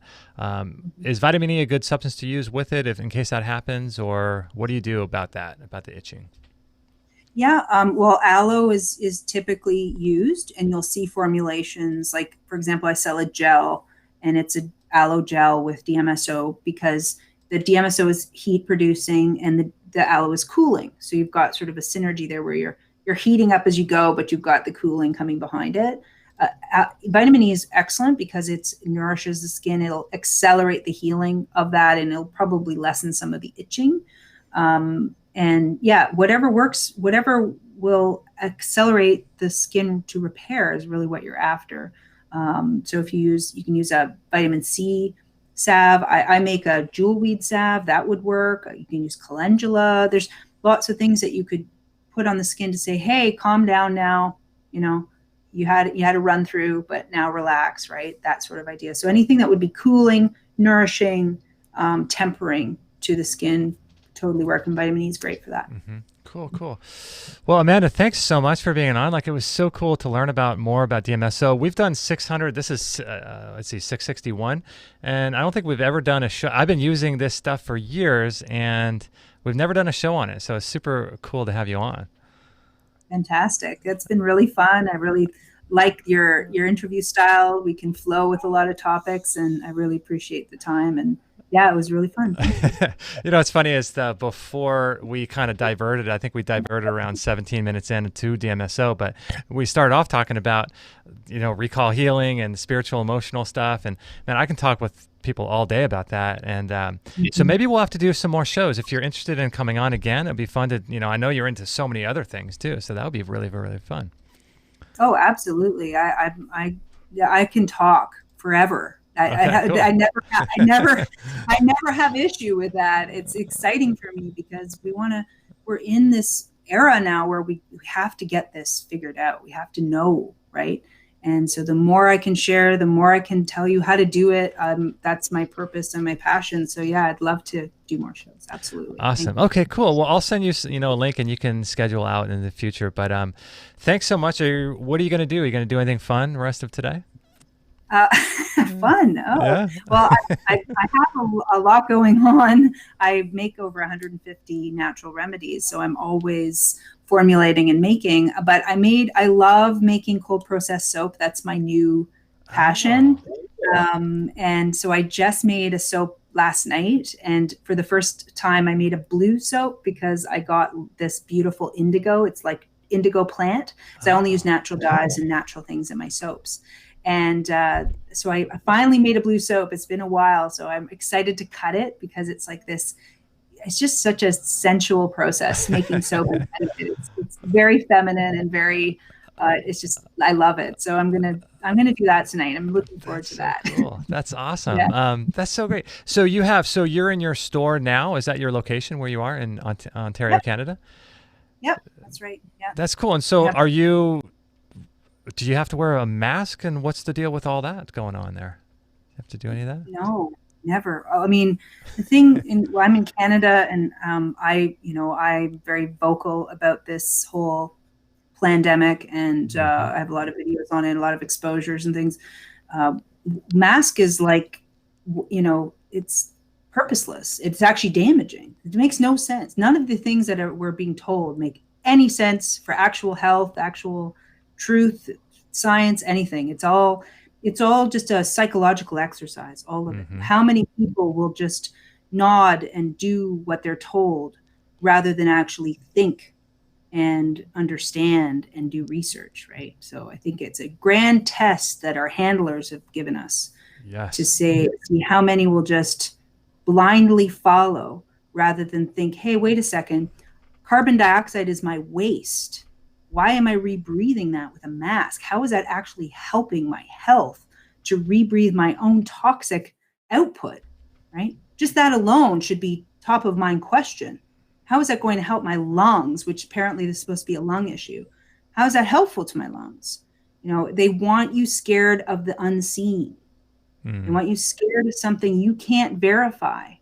And they use fear to rule and control. And that's what this is. So the masks will never even stop a particle of that size. Even like, it doesn't make any sense. If there was such a thing floating around waiting to kill you, it would go right through the mask. So what's this about? It's about gagging people and shutting people up and controlling people and taking away their rights based on this thing you can never verify. Right? This is their agenda. They're moving it forward just every day as fast as they can until we wake up and stop them.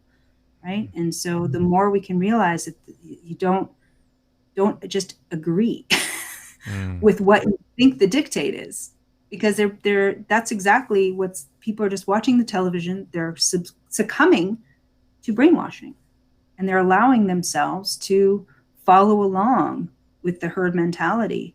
And it's an opportunity to awaken. That's what this is. We're being presented with the opportunity. Do you want to stay asleep, or do you want to wake up? Because now's the time. we've offered you this many times throughout the years, but now is the final time.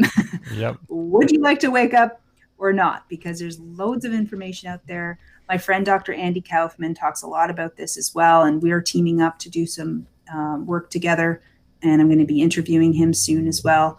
And he has a great set of videos on why you would never want to wear a mask, why it makes absolutely no scientific logic or physical sense. So you can go look that up if you want all the science and details of that information. So. You are speaking my language, Amanda. That's awesome. I agree with everything you just said, and you will get no censorship here, just to let you know, unlike your publisher. Yes. And well, Facebook and the other places. Oh my gosh, right? Yeah. So, man, I appreciate your time and your energy today. I will send you a link to this show as soon as it's done, and I'll send you also another link to Let's Do Another Show. It'd be a lot of fun. Perfect. Sounds fantastic. Thanks so much, Justin. It was great. Had a good time, and we'll do it again soon. Awesome. Thanks, Amanda. I'll talk soon. All right. Bye. Okay. Bye-bye. All right, guys, there you go. Amandha Vollmer. I hope you enjoyed the show. I have got a few things that I would like to talk with you about. It's kind of fun because after the show, we get to it's like when you're in a group of people, and you're just hanging out and then one person leaves and then you get to all talk about the person that left, right? So that's kind of how this little after show is. So I've got a couple minutes before I have to go home and help Kate with the kids. So I thought I'd just hang out with you for a couple minutes and get your thoughts on things, and I can share a couple ideas I have about the show. And I'm curious what you think about what she said and what your thoughts are about everything that she mentioned. Before that, though, let me just share with you a couple things that I want to bring up about these medicines that, like, you're not going to hear about these types of medicines anywhere on the mainstream news. You're just not going to hear about it. And check this out. Here's Chaga Mushroom. And this is something that you can get for what they're calling the second wave of this virus. I think the whole thing's a sham myself. But these are ways you can naturally enhance and boost your immune system. Chaga Mushroom from Surthrival. And this is one of my go-tos. Here's what Daniel Vitalis has to say about this. Of course, at Surthrival, we do dual extractions with our chaga, extracting the chaga both in an organic alcohol, but also in hot water to provide both the alcohol-soluble fraction and the water-soluble fraction. Now, that water-soluble fraction really goes to work on modulating the immune system, and it does that in several ways. It certainly seems to educate, if you will, white blood cells on how to scavenge the blood better for pathogens and for cancer cells. It also seems to promote cancer cells killing themselves, so it promotes apoptosis in neoplastic tissues. It also slows the growth of neoplasty, which means it starts to slow down how quickly a tumor can grow. And then it's cytotoxic to cancer cells as well. So then it also poisons cancer cells while supporting the health of our healthy tissue. In addition to that, it also has some activity as an anti-diabetic, so it helps to lower blood glucose levels. Yeah, guys, this stuff is just really amazing. Chaga is known as like the king of the mushrooms, and Reishi is known as the queen of mushrooms. And I invite you guys to start learning about herbs, start learning about essential oils, start learning about substances like Dmso, castor oil. These are substances that you can procure from nature and purchase very, very cheaply. And some of these other supplements like Chaga is something you can go out and hunt and sort of forage on your own, or you could just buy a pre-made tincture that's dual extraction like this thing from Surthrival. I just invite you guys to start learning about herbs and herbalism and mushrooms and these different types of substances that I think are extremely beneficial for our health. And I think that it's really important to start learning about these types of things. And check this out. So we mentioned a little bit ago about jumping up and down on a rebounder. And I used to think that jumping up and down was just this kind of crazy, weird thing that Jane Fonda would do in the workout videos, 1970, with her leg warmers on and all that kind of stuff. But understanding that jumping up and down on a mini trampoline improves your bone density, improves your microcirculation. And what it does mostly is it helps the lymphatic system, your lymphatic fluid. You have more lymphatic fluid in your body than you do blood. So that should tell you something, right?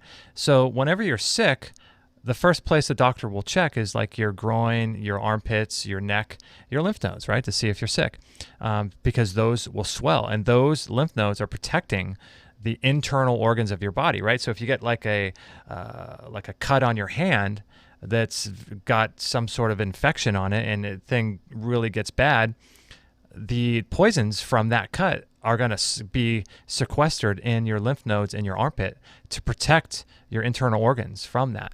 But the problem with the lymphatic system is that it's filled with one-way valves, right? But it doesn't have a mechanism for opening and closing unless you do manual stimulation. And this is what jumping up and down on a mini trampoline like a Bellicon does. And here is a little clip from Dr. Lloyd Jenkins from the Budwig Institute in Spain, I believe, and how he uses it with cancer. But like I said, we can't make any claims, but here's what Dr. Lloyd had to say about that. On the flip side of that, you have to have some sort of a way of mitigating the stress that's in our life, right? So you have to have some kind of exercise. What kind of exercises do you recommend there at the Budwig Center? Well, every room is equipped with a rebounder or a mini trampoline.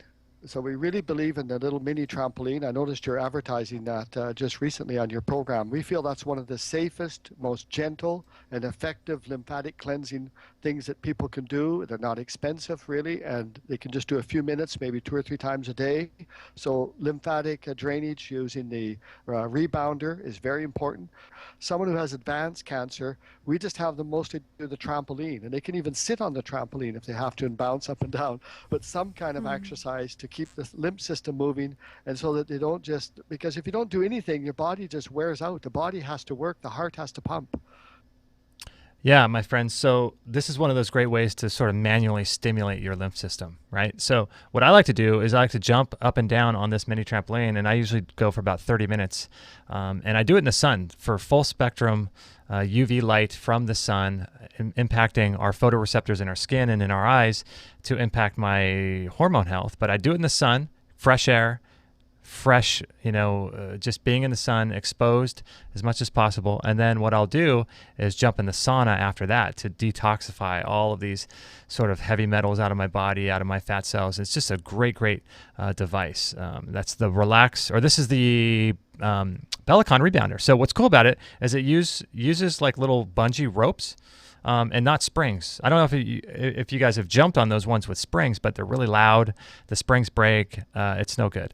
So these things, if you're worried about like your balance or anything like that, if you're worried about that, they come with different things, attachments you can get to make sure you can hold on to something for balance. The legs fold up so you can buy one and store it underneath your bed. It's silent, so if you're worried about doing it in the same room where your child's sleeping or something like that, there's no squeaking. It uses these flexi bungee ropes.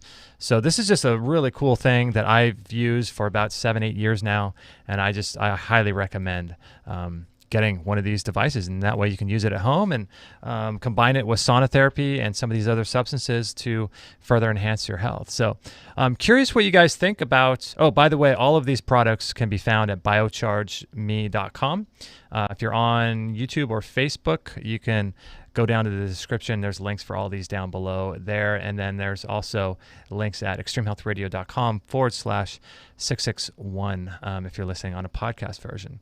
All right, guys. So what did you think about Amanda? Did you like her? Did you like what she was talking about? I really liked, obviously, I like her work because we had her on. But I'm curious, someone mentioned earlier on that they used it for bursitis and didn't really get much relief. I used it. I remember using Dmso myself. I tore my ACL, so I was training jiu-jitsu back in 2008, and I tore my ACL. I was helping a guy train for a tournament, and my knee just buckled. They went the wrong way, and so it swelled up. I knew I tore my ACL, so the first thing I did was I came home and put Dmso, and I kept putting it on for hours and hours and hours. And I feel like it really, really helped. Dmso is an incredible substance, guys, and it's really important to understand like how you can use these things in your life. So I hope you guys enjoyed the show. We've got some cool shows coming up here. Don't forget to go to her website, healingwithdmso.com. There should be a link in the description as well, and pick up her book because that's I like supporting good people doing good work like that. So next Friday, we're going to have George Wiseman on the show. We're going to do 2 shows, 2 Fridays, dedicated to molecular hydrogen. So we'll be talking with him about Brown's gas and how you can use hydrogen. See, this is the funny thing, right? Like, you're not going to go on the news and you're not going to hear about hydrogen and how it's the world's smallest antioxidant known to man, and how it can help just about any chronic disease that ails any water-based life form. Like, you're not going to hear about that because they don't want you to know that there are substances out there like Dmso, like hydrogen, like all these other things that can radically improve your health. Thank God for podcasts like this and other people, because getting the word out there that there are these options for healing, right? Next Friday, July 3rd, we're going to talk with Tyler Lebaron. He's head of the Molecular Hydrogen Institute. So we'll talk to him further about molecular hydrogen. So that'll be really, really cool. And on Friday, we'll talk to Dr. Michelle Lamassa Schrader about recall healing. That'll be a fun show. And if you guys are not familiar with recall healing, in my opinion, all disease starts at a non-physical level, whether it's trauma, emotional upheaval, anger, resentment, these types of things.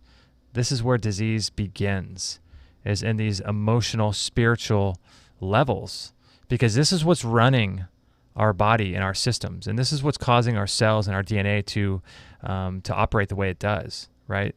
Because it's not like you can take a medication to lower your blood pressure, but what you're doing when you're doing that is you're lowering an artificial number. When you do that, you're lowering an artificial number that they tell you is what your blood pressure is, right? So you can artificially manipulate that through pharmaceutical poisons. But the problem is that that number goes down, but that number isn't indicative of the overall disease and the underlying disease process that number represents. So you're basically like it's like watching a sports game. And if you're able to manipulate the screen, for example, like if you're the one putting the stats on the screen and the basketball game just started and the score is 10-10, it will be the equivalent of you just manipulating the number that comes on the screen and says the score is 100-90.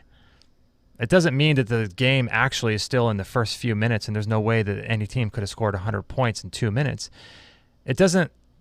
Lowering these numbers artificially has nothing to do with the underlying disease process. And so what you're doing by doing that, and people think, oh, I lowered my blood pressure because I lowered these numbers, right? So in my opinion, all disease has a spiritual, emotional component to it. And it's these processes that are actually controlling the disease process in your body. And recall healing, to me, is one of the most fascinating ways of looking at health and healing, because like Amanda's very familiar and done a lot of work with German New Medicine, which is kind of based on recall healing. And this idea that the brain, like, for example, in recall healing, a tumor is not the disease. A tumor is a manifestation of the body healing itself. And so, or a heart attack is not, people don't die from heart attacks, they die from healing too quickly. And so this sort of flies in the face of conventional, even natural medicine, because one of the problems that I have, even with naturopathic doctors, is that they're treating conditions by labeling them and saying that you have this affliction and we're going to lower your blood pressure. But there's so much more going on a spiritual, emotional level that unless you get to the root cause of what's ailing you, taking an herb, although better than taking a pharmaceutical, is still not getting to the root cause of why your body's operating in a weird way like this. Like, why is your body doing this? And so that to me is the deepest level of healing that you can get to. And if you can get to that level, if you can start working on that kind of spiritual, emotional level, then the need for these other external exogenous herbs and things like this goes down, because you're getting to the root cause of why your body's operating the way it is operating. Because, it's not as if someone lacks Tylenol and that's why they have a headache, right? Or maybe they lack white willow bark and that's why they have a headache. Yeah, white willow bark is better to take than Tylenol for a headache, but why is your head hurting? That's the real root cause of what's going on. So recall healing, we've done a number of shows on it, and it's one of the most fascinating, I think, aspects of health, because how is it that coming to an understanding, a deep, visceral understanding of a revelation that you might have about your relationship to somebody in your family line can actually remove and heal someone without doing any herbs, without changing their diet. I mean, these are the kinds of things that are happening on this level. So it's really important to understand it. Like, yes, we can heal and work on multiple levels. And it's like Dr. Dietrich Klinghardt talks about the 5 layers of health, right? There's multiple levels and multiple layers. And so the first level to start with, in my opinion, is emotional spiritual. Next level down to start with, in my opinion, is the environmental impact of non-native EMF, biophotons, and how light impacts our mitochondrial health. And when you figure out how to optimize your mitochondrial health through mitigating damaging light and increasing your bioavailable copper and your magnesium levels, you're working at like almost a photonic level. It's a physical, but it's also kind of spiritual. And so this light piece is one of the most important. It's also called non-native EMF, and that is like dirty electricity from your walls. That is, what else? Wireless radiation, 5G technology, EMF being emitted from just wires and cords, and your neighbor's cell phone router, blue light toxicity. All these things impact our mitochondria. And so that's the first place to start on the physical level. And so through working with minerals and working with light, that would be the first place I'd start on a physical level. And then you can build your foundation and change your environment and change your health practices. And then you can get into like different aspects of herbs and healing and things like that. But I think you want to start in the areas of your health that's going to move the needle the most. And in my opinion, it's the spiritual, emotional, and then it's light, water, magnetism, and minerals. You start there, and you're going to radically improve your health. And that means altering your environment. That means creating an environment in which it facilitates your body changing and moving towards health instead of breaking you down day by day. And so all that to say, we have Dr. Michelle Lamaster-Schrader coming on July 10th. And we have Jason Christoff talking about self-sabotage, mind control, how to rise up and to fulfill your full potential. That's going to be a fun one. And then our friend Matt Blackburn is going to be on the show for round number 3. That's going to be a lot of fun. Big fan of him and his work. We have many of his products, his MitoLife products in our store. If you guys want to support our work, there's a coupon code, I think, EHR15 for a discount. If you guys want to support our work and also support Matt's work. He's got really great vitamin K2 product, vitamin E oil, which helps to lower polyunsaturated fatty acids in the body, 2 different digestive enzymes, actually 3 if you count the gluten one as well. And he's just got some really great stuff that he's working on over at MitoLife. So we like supporting him. I take all of his products, love his stuff. Then Friday, we're going to have July 31st, we're going to have Dr. Andrew Kaufman on the show. We had to reschedule with him. We were going to have him on last week, but we had a scheduling issue with him. So anyway, I hope you guys enjoyed that show. A lot of cool stuff. And my sort of declaration, what should I call it? My sort of message to you is to do what Amanda was saying, and that is to empower yourself with knowledge. Learn about stuff. So what I do is I listen to tons of podcasts, all kinds of different podcasts, mostly about health. I'd say 90% of about health, but other podcasts as well. And just learn. When you're driving, like Jim Rohn said, turn your car into a mobile university. Start learning. Because with learning comes empowerment. When you're empowered, you can't be fearful. If you're not fearful, you can't be manipulated. And if you can't be manipulated, you can't be controlled, right? So all of this rides on how much information you know. And in the world of information, being ignorant is just a choice, right? We can, right now, until things change, we can still search anything we want on the internet and find out about substances like Dmso. We're going to do a show about castor oil, like castor oil, and how you can use these in your daily life to prevent disease and to never get sick.